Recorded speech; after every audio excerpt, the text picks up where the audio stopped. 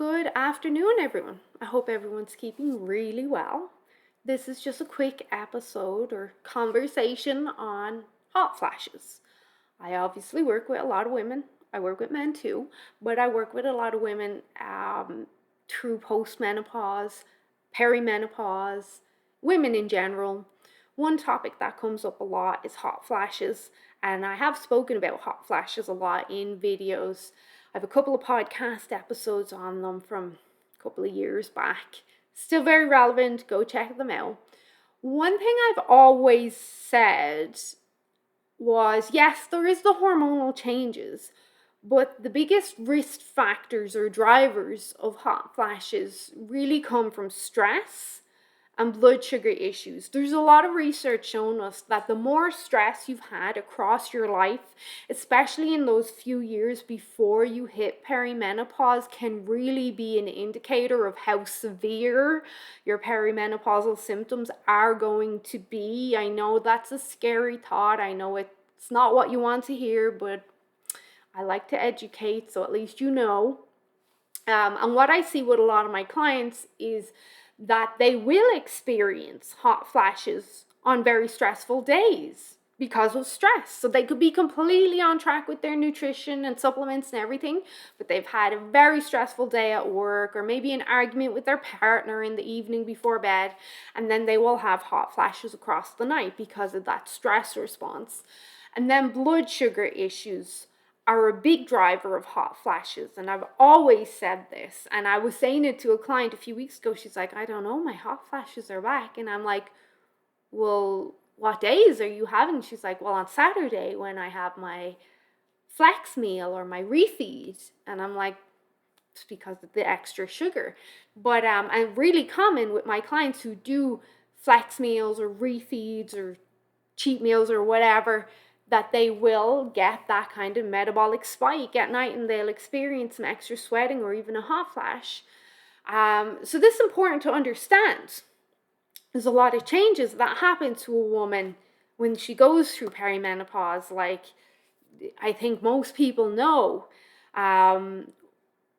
Actually, not a lot of people know, even though I've spoke about it, that as a woman gets older, we have a lower threshold for glucose in terms of oxidative stress and how we metabolize glucose. So as we get older, we're less able to tolerate sugar, and we should adapt our diet to work in sync with our hormones. But also the oxidative stress over the years from the sugar, from the diet, from wear and tear, from the stress, that also has driven up potential damage to blood vessels, risk and degeneration to damage of vision, problems with the kidneys. So anything blood vessels in general where we've seen oxidative stress, you should be aware of this going into premenopause. And of course, like I said, many of us know about these changes in hormones that happen. The changes in estrogen from 35 and over can really cause women to see a lot of changes in their cycle, in PMS, and then those hot flashes can start to appear. But you don't need to be in perimenopause to have some sort of hot flashes. Again, you could just be going through a very stressful time in your life, or you could have had alcohol and sugar right before bed. But we also see brain changes happen, memory issues, mood, anxiety. But what a lot of people don't associate is hot flashes to brain changes.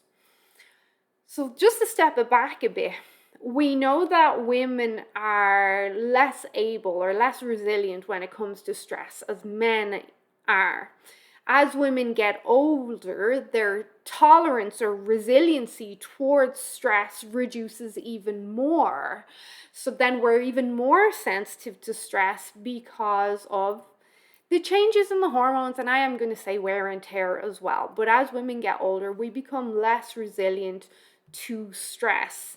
And this then can lead to activation of the pine network, which is the immune, the psychological, and the neurological endocrine system that can then impact the brain directly and even cardiometabolic health. But what we see is women have this thing that happens as we transition through life and go through perimenopause called cerebral hypometabolism, where we don't use glucose in the brain the way we once did. And glucose, or sugar, being our primary fuel source in the brain, as we get older, we're less able, and this happens to all women, whether or not stress is a factor, we're less able to utilize that glucose.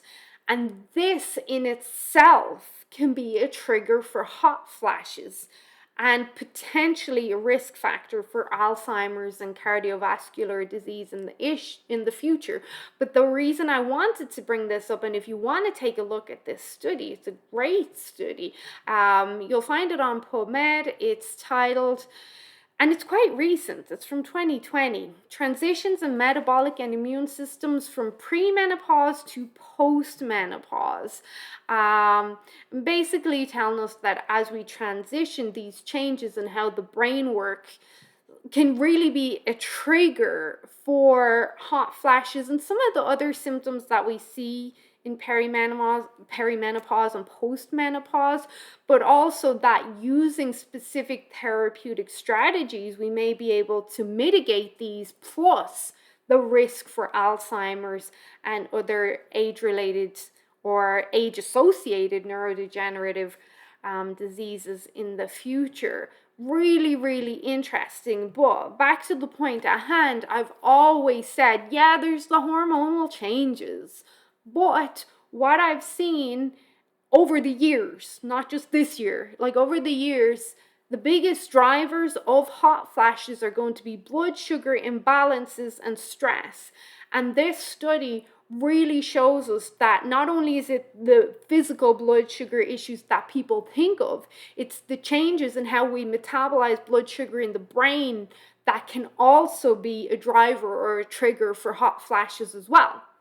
So altering your diet, reducing your carbs, taking some of these nutritional therapeutic practices into your lifestyle can make a huge difference in hot flashes. Because I know a lot of women think, well, there's no hope for my hot flashes. I'm going to either need hormone therapy or some sort of pharmaceutical. But no, like regardless of even bringing in supplements or herbs like rosemary, you can just make these changes to your diet and lifestyle and see a huge reduction in hot flashes. And to be honest, I see hot flashes completely completely vanish in my perimenopause women. Not all of them, and many of them though, because obviously we're all individual and some women do need hormone therapy. But for some women, just the nutritional changes alone eliminates their hot flashes, which is incredible. So I know not the news a lot of people want to hear, but I still think you need to know so then you can make an educational choice or not. Like, you're not stuck with hot flashes. They're almost a choice at this stage. So I hope you found this helpful. If you've got any questions, please let me know and I'll respond as soon as possible. Bye.